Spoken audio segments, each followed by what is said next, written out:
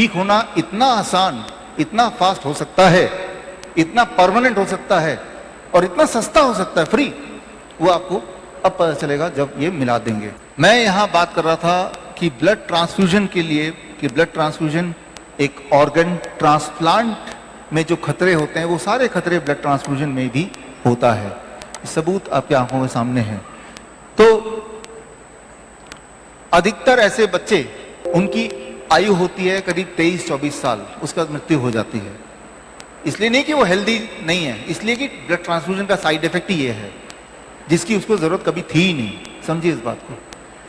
कोई पेरेंट जो बहुत अमीर हैं बोलते हैं हम बच्चे का बार बार खून चढ़ाते हैं, हमें अच्छा नहीं लगता। तो क्या सोल्यूशन है? Bone marrow transplant. एक बार करा लो छुट्टी, सही में छुट्टी। बोन मैरो ट्रांसप्लांट की कितनी कीमत है? 30 लाख रुपए। और 30 लाख रुपए देने के बाद, बोन मैरो ट्रांसप्लांट होने के बाद, पहले 3 से 4 साल के अंदर 40% बच्चों का मृत्यु हो जाता है और 15 साल के अंदर सारे के सारे बच्चे मर जाते हैं। तो आपने वो कहानी सुनी थी सोने के अंडे देने वाली मुर्गी कि रोज रोज एक एक अंडा का इंतजार कौन करे, 30 लाख एक ही दिन में ले लो ना। बोन मैरो ट्रांसप्लांट से कोई फायदा होता है ऐसा कोई एविडेंस है ही नहीं। नुकसान होता है इसके एविडेंस जरूर है, फिर भी चल रहा है। तो फिर अगर कोई सोचता है कि ये मेरी किस्मत है, आपकी किस्मत सिर्फ ये है कि आपने ठीक से इन्वेस्टिगेट नहीं किया, आपने विश्वास किया, ये तो है, इसके अलावा कुछ नहीं। तो अब क्या करें? आज के बाद हमें क्या करना है उस पे हम आ गए हैं। अब आता है अब करना क्या होगा। यहां से जब घर जाएंगे तो क्या करें कि हम इससे बाहर निकल जाएं, बिल्कुल स्वस्थ हो जाएं। यही तो गोल है, और तो कुछ गोल है नहीं। कभी बीमार ना पड़े, और बीमार पड़ भी गए तो हम ठीक हो जाएं। ये समझिए, इसको समझने के लिए आपको, हाँ, तो अब आते हैं हम ठीक होने की तरफ। ठीक होने के लिए क्या करना पड़ेगा? ठीक होने के लिए अब देखिए, मेरे दोनों हाथों में ये है स्टेथोस्कोप, एक डॉक्टर के हाथ में होता है नॉर्मली, ये वोल्ट मीटर एक इंजीनियर के हाथ में होता है नॉर्मली, राइट। अगर इन दोनों को मिला सकें आप, तो मिलाने के लिए एक छाते की जरूरत है। छाता है, लाओ, तो आप अपना इलाज कर सकते हैं, राइट। वैसे भी इसको ऐसे रहने देना, आप यहीं पे रहो। ये दोनों क्या काम करते हैं? इससे दिल की धड़कन सुनते हैं। दिल की धड़कन पैदा कैसे होती है? Electrical signal. इलेक्ट्रिकल सिग्नल जैसे जैसे आता है वैसे वैसे दिल की धड़कन बनती है ना। इससे क्या करते हैं हम? इलेक्ट्रिकल सिग्नल, ये मशीनों का इलेक्ट्रिकल सिग्नल, ये इंसान रूपी मशीन का इलेक्ट्रिकल सिग्नल। तो दोनों यंत्र ही इलेक्ट्रिकल सिग्नल को पहचानने की कोशिश करते हैं, एक इंसान के लिए, एक मशीन के लिए। इन दोनों को मिला दें तो आप अपने बॉडी के अंदर ना केवल झांक पाएंगे, आप बॉडी में ऐसा बदलाव कर पाएंगे कि बॉडी में जो कमी है वो पूरी हो जाए और फटाफट आप ठीक हो जाएं। फटाफट मतलब बड़े स्पीड से। कितने स्पीड से? कुछ मिनट, कुछ घंटे, कुछ दिन नहीं, कुछ मिनट, कुछ घंटे। तो इसकी ट्रेनिंग अब शुरू हो रही है, कैसे करना, क्या करना है। मैंने बैचलर ऑफ इंजीनियरिंग किया है पंजाब इंजीनियरिंग कॉलेज से, और उसके बाद किस्मत कुछ अच्छी रही, पोस्ट ग्रेजुएशन किया डायबिटीज़ में, ऑनरी डॉक्टरेट मिला डायबिटीज़ में।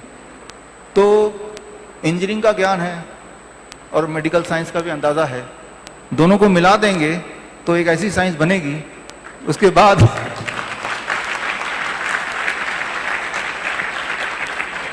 मैं उम्मीद करता हूं कि आपको किसी और चीज़ की खोज होने की ज़रूरत नहीं पड़ेगी। हमने इसी को मिलाया और हमने उन बच्चों को हमने यही सिखाया और वो ठीक हो गए। ठीक तो थे ही, लेकिन उस षड्यंत्र से बाहर निकल गए, और वही चीज़ मैं आपको सिखाने जा रहा हूँ, राइट। तो इसको यहाँ रख दिया जाए एक एक करके, फिर दोबारा यहाँ रख दो इसको। अब आते हैं क्योर। देखिए, इंसान कौन सी बीमारी से बीमार है, कैंसर से है, हार्ट डिजीज से है, ट्यूमर है, स्टोन है, किडनी फेलियर है, जितनी भी बीमारियां आप जानते हैं, सुना है, भुगता है, कोई भी बीमारी का नाम ले लीजिए। करना क्या है वो मैं बता रहा हूं। 3 ही चीज हैं, 3 ही बातें हैं क्योर के लिए। इंसान जो है एक इलेक्ट्रिकल फील्ड भी है, मानते हैं इस बात को? अगर तो नहीं होता तो वो स्टेथोस्कोप से वो क्या कर रहे हैं? जो दिल की धड़कन है वो इलेक्ट्रिकल सिग्नल है। ECG वो क्या है? आपकी इलेक्ट्रिकल सिग्नल को ही तो देखने की कोशिश करते हैं। तो आप एक इलेक्ट्रिकल सर्किट है, उस इलेक्ट्रिकल सर्किट में कुछ गड़बड़ हो गई तो उसको इलेक्ट्रिकली ही तो ठीक करेंगे। इलेक्ट्रिकल फेलियर को इलेक्ट्रिकल तरीके से ठीक करना है पहला। आप एक मैकेनिकल सिस्टम भी तो है, आपकी हड्डियां, हड्डियों में जॉइंट्स, राइट, ये एक मशीनरी है ना, एक फिजिकल चीज है ना जिसको छू सकते हैं।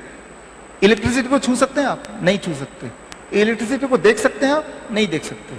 महसूस कर सकते हैं ना। लेकिन फिजिकल वस्तु, हमारे हाथ, हड्डी, मैं हाथ मूव कर रहा हूं, देख पा रहे हैं, फिजिकल या मैकेनिकल बोल सकते हैं इसको।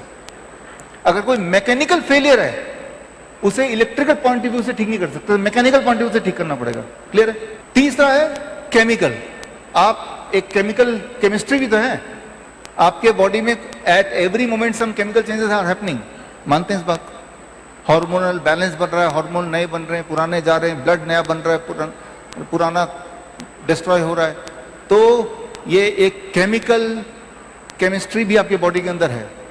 अगर कोई केमिकल फेलियर है तो उसे केमिकल तरीके से तो ठीक करेंगे।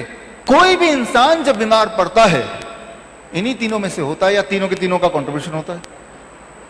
लेकिन जब आप और हम बीमार पड़ते हैं, क्या हमने ये तीनों पॉइंट ऑफ व्यू से सोचा? उसको तीनों पॉइंट ऑफ व्यू को से करेक्ट करने की कोशिश की किसी ने भी कभी भी, या बताया? नहीं बताया, राइट? क्यों?